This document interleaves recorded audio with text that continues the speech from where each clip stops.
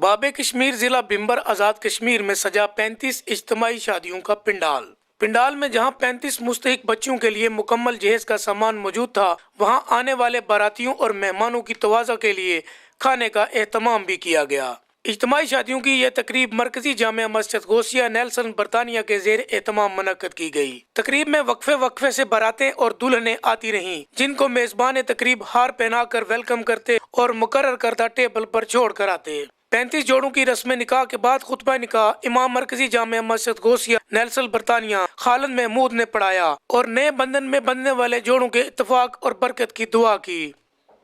جامع مسجد غوثیہ Nelson کے نمازی ہر سال 100 بے سہارا اور غریب جوڑوں کی اجتماعی شادیوں کے لیے فنڈز فراہم کرتے ہیں اور اس کے بعد پاکستان میں موجود ٹیمیں ان جوڑوں کی مکمل جانچ پڑتال کے بعد انہیں منتخب کرتی ہیں۔ نو بیعتہ جوڑوں نے اس تقریب کو بہت سراہا اور اپنے خیالات کا اظہار کچھ یوں کیا۔ سر ان کا بہت شکریہ، انہوں نے شادی میں ہمارا ارینج کیا۔ کچھ نہیں، اللہ تعالیٰ انہیں تندرستی دے، ٹھیک ہے، باقاعدہ شادی ادا کرنے کی۔ غریب بندے جو نہیں کر سکتے ان کے لیے یہ بہت اچھا اقدام ہے اور ایسے ہونے چاہیے۔ بہت زبردست سلسلہ ہے شادیوں کا، اللہ ان کو اجر دے اس چیز کا۔